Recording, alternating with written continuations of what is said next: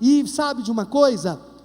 Todos nós vamos morrer, mas todos ressuscitaremos e nos colocaremos diante do tribunal de Deus, e no livro da vida de Deus, a verdade do teu coração está escrito.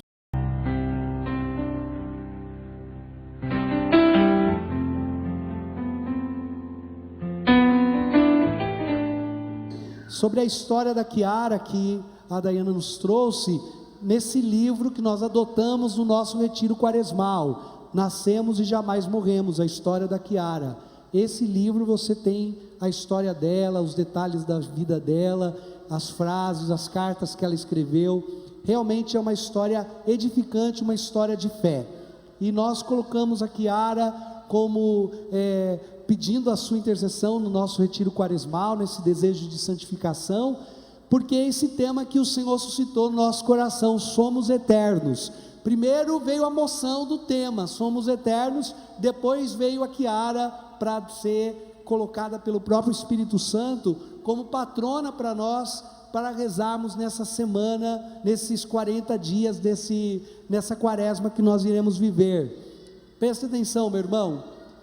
Quando a Kiara proclama que nós somos eternos, a esperança que ela tem na eternidade consolou a dor da perda dos seus filhos. Ela não disse para os filhos: adeus, nunca mais nos veremos. Ela não se entregou à dor da morte, ela não se entregou à dor da separação, ela não perdeu a esperança. Por quê? Porque o coração e os olhos de Kiara estavam fixos numa promessa que o Senhor Deus fez também para todos nós, quando Ele tomou sobre si as nossas enfermidades, quando Ele se encarnou, quando Ele se fez um conosco, quando Ele tomou sobre si as nossas culpas, e deu a sua vida na cruz, e venceu a morte, ressuscitando. Ele nos deu, Ele nos fez uma promessa: eu vou para junto do Pai, para vos preparar um lugar, e na casa de meu Pai há muitas moradas. Se eu não for, vocês não irão também. Se o Senhor Jesus não se tivesse encarnado e dado sua vida e ressuscitado, Ele não nos teria trazido a graça e a alegria, a esperança da eternidade. Ele não teria nos revelado a alegria do céu. Ele não teria nos dado a clareza de que nós não morremos simplesmente e acabou, mas que há uma vida escondida em Deus, há novos céus e novas terras. O Senhor Jesus nos trouxe essa esperança, e não é simplesmente uma palavra, não é uma falácia, não é uma construção bonita de conversa fiada, é algo que nos compromete. Se eu creio na vida eterna, o meu jeito de viver é outro. Uma pessoa que crê que ela tem uma alma eterna, e que ela vai se apresentar diante de Deus depois que morrer, ela toma cuidado com tudo que ela vai fazer, ela pensa nas suas escolhas, nas suas palavras, nos lugares que frequenta. Vocês estão acordados? Estão comigo? Porque, amados irmãos, cada ação que nós temos nesse mundo tem uma consequência na eternidade. Vamos repetir isso? Cada ação que eu tenho nesse mundo, na eternidade. Fala de novo. Cada ação tem uma... Santo Afonso Maria Ligório diz o seguinte: uma pessoa que peca pensando, depois eu me confesso, ela não sabe que aquele pecado confessado deverá também ser respondido diante do tribunal. Você pode ter confessado 1000 vezes, você pode morrer confessado, já está com um pezinho mais no céu, né? Porque morreu em estado de graça. Mas quando você se apresentar diante de Deus, o justo juiz vai abrir o livro da vida e vai começar a folhear o livro da tua vida, e vai ver lá: ó, confessou, né, meu filho? Mas também confessou, tinha um padre no teu guarda-roupa, né? Porque não fez um esforço de mudança. Todo pecado, toda ação, toda escolha que eu faço nessa vida tem uma consequência de eternidade. Quem pensa que não existe vida eterna, quando se depara com a morte, é tomado pelo seguinte pensamento: você viu quem morreu? Quem? fulana de tal, nossa, estava forte, né? Estava lá forte. Esses dias eu vi ela, estava bonita, tudo. E o marido dela, que a gente achou que já ia, ela foi e ele ficou. Por isso que eu falo para você, a gente tem que aproveitar essa vida mesmo. Você viu, se fulana morreu de repente, você vai ficar aí, indo para a igreja, colocar cinza na cabeça? Não, você tem que aproveitar essa vida. Vamos beber todas, meu filho. Vamos se entregar, vamos comer tudo que a gente pode comer nessa vida. Vamos aproveitar, vamos dormir, vamos comer, vamos... Vocês entenderam? Que eu sei que vocês entendem. Porque afinal a gente tem que aproveitar essa vida. Não vai acabar mesmo? Depois, morreu, já era. Gente, quem não crê na vida eterna, pensa assim. Quem não crê na vida eterna, pensa assim, depois a gente vê isso daí, depois resolve, tem muitos anos pela frente ainda. Quem não crê na vida eterna, vai levando sua situação, seus pecados, seus erros, vai levando suas mágoas, vai levando sua falta de perdão, vai levando seus vícios, vai levando de qualquer jeito. Não demonstra diante de Deus nenhum tipo de temor, nenhum tipo de amor, nenhum tipo de arrependimento. Vai desconsiderando a palavra de Deus e empurrando a vida com a barriga, porque não crê na eternidade, não crê que vai se apresentar diante do justo juiz. E se nós vamos nos apresentar diante de Deus, e o livro da vida vai mostrar todas as nossas escolhas erradas, então nós precisamos começar a repará-las. Fala para quem está perto de vocês, precisa reparar, meu filho, que a sua conta está alta.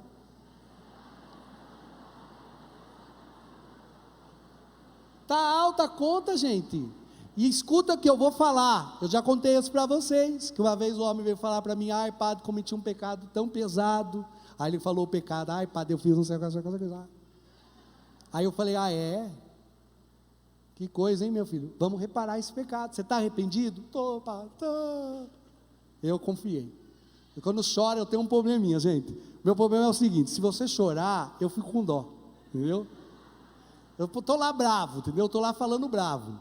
Aí eu vi a pessoa chorar e eu falo, deixa para lá, dá um abraço. Entendeu? Porque eu tenho esse probleminha, não pode chorar. Se eu chorar, eu fico abatido. Agora, se você é do tipo que não chora, nós vamos quebrar o pau até o fim. Aí ele chorou, estou arrependido, pá, estou arrependido. Aí eu acreditei. Aí eu falei, então tá bom.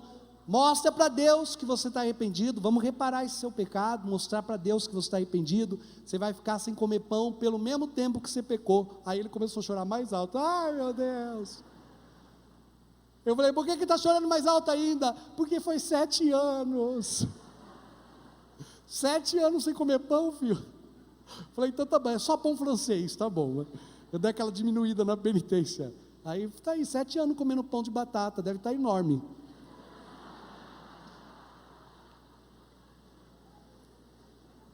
Você tem que demonstrar arrependimento, você tem que demonstrar que você tem desejo de reparar, e é lógico que a sua reparação não vai pagar o preço do teu pecado. Só uma coisa paga o preço do teu pecado: o sangue redentor de Jesus Cristo.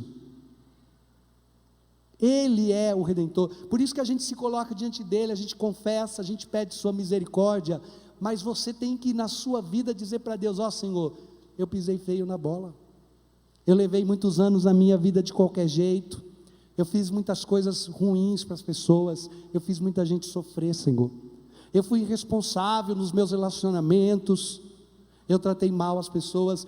Jesus, o Senhor sabia como eu era ruim com o povo da minha casa, Senhor, eu era uma pessoa dissimulada, eu fingia que estava tudo bem, mas por dentro eu tinha raiva das pessoas. Jesus, o Senhor sabia o meu coração, mas o Senhor via, eu lutei para mudar, Senhor, eu ia na missa, eu ia lá na arca, o Senhor lembra? Pergunta para o Padre Anderson, chama ele aqui. Meu Deus, aí morre o Padre Anderson, sou lá para dar testemunho. Pergunta para o Padre, eu ia lá, eu fazia via sacra, sabe, Senhor, eu confessava sempre, toda sexta-feira eu fazia um jejum, eu fazia de quarta-feira, de segunda-feira, eu fazia sempre uma penitência. Olha, Senhor, sempre que eu podia eu dava R$2 para um mendigo, para uma pessoa na rua, eu procurei, eu me esforcei, Jesus. Olha, o Senhor lembra quando eu fiz aquele voto? Eu fiz um voto uma vez, gente, para reparar uns pecados meus, de andar de marrom. Quem que lembra? Eu andei 1 ano de marrom, vocês lembram? Algumas pessoas me conheceram, né? Eu andei de marrom 1 ano, todinho de marrom, gente, camisa marrom, calça marrom, cueca marrom, meia marrom, tudo marrom. O pessoal me encontrava e falava, um banhinho vai bem, né? Porque eu estava parecendo encardido, tanto marrom que eu andava. Você tem que fazer penitência, para falar para Deus, ó Senhor, eu de fato quis mudar de vida. Você não pode ficar com aquela cara dissimulada. Vocês sabem do que eu estou falando. Ó, vocês entendem o que eu estou falando. Sabe quando teu filho faz uma coisa errada, teu marido, teu esposo faz uma coisa errada, aí olha para você e fala assim, errei, mas paciência. E continua como se nada tivesse acontecido, que você tem vontade de pegar pelo cabelo, esfregar a cara no chão, e aí você olha e fala assim, Jesus mandou amar os inimigos, né? A gente não percebe quando uma pessoa está arrependida? A gente que é pecador, a gente escuta o tom da voz, o jeito que a pessoa olha, até a arrogância com que a pessoa fala, a gente fala, isso está arrependido coisa nenhuma, isso daí é conversa para boi dormir, não é assim, gente? Agora você conseguiu imaginar Deus que sonda o teu coração? Deus que sabe a verdade do teu íntimo, Deus que sabe que você está falando aqui, que não vai mais pecar, e ali você já está correndo atrás de pecar de novo.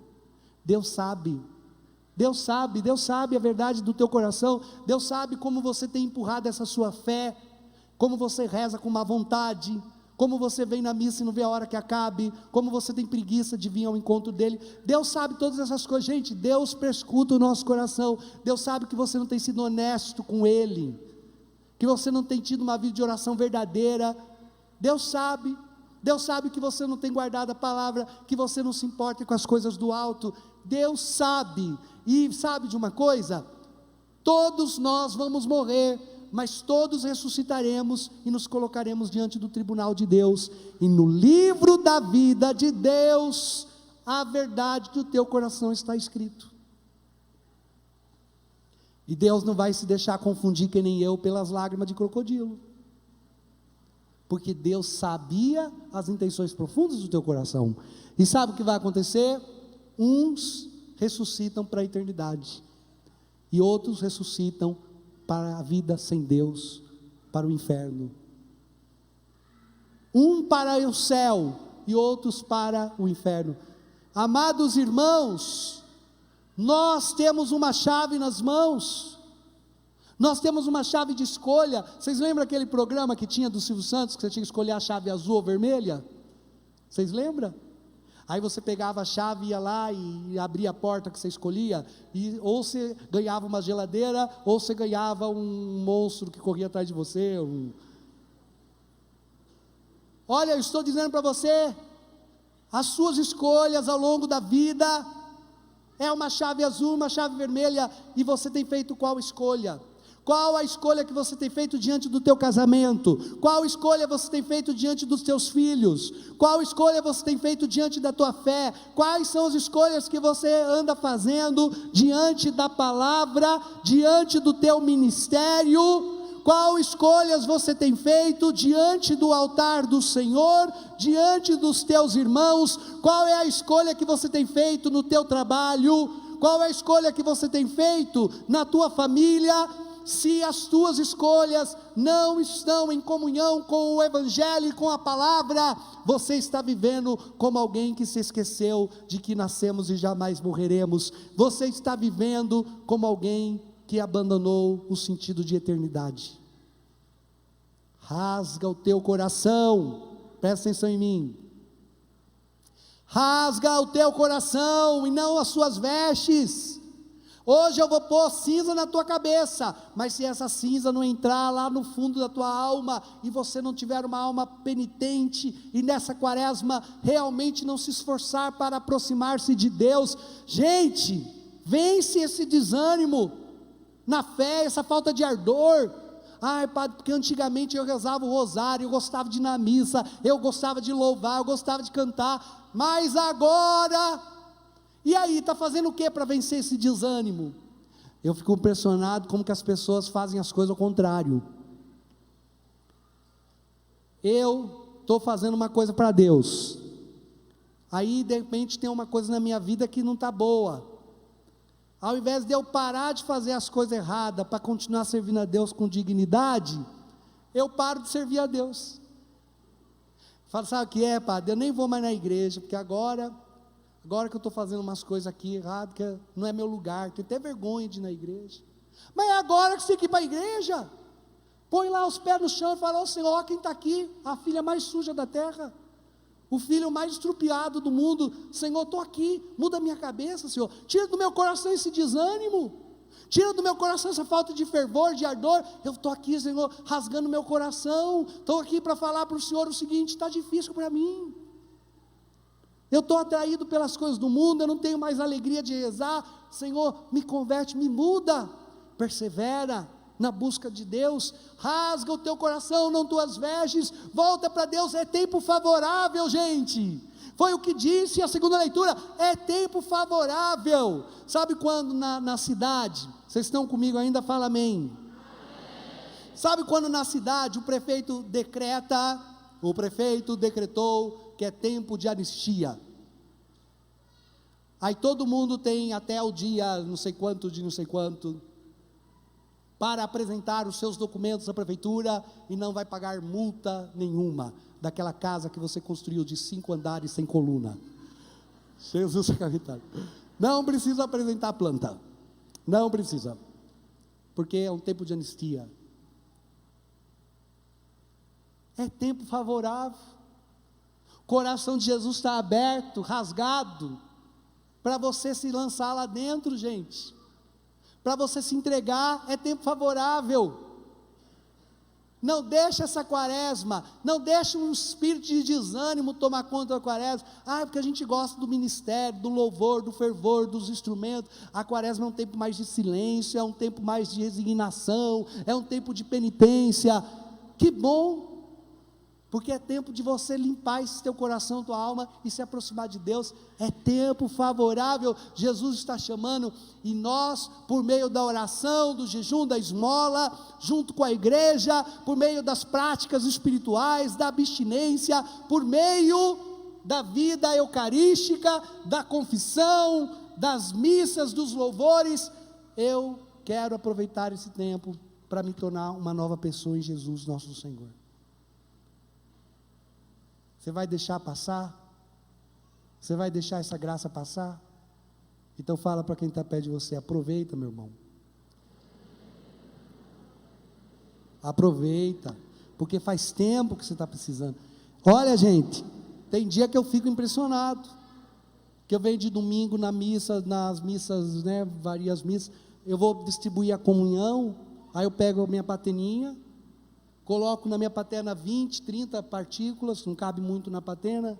Patena é aquele pratinho que o padre usa.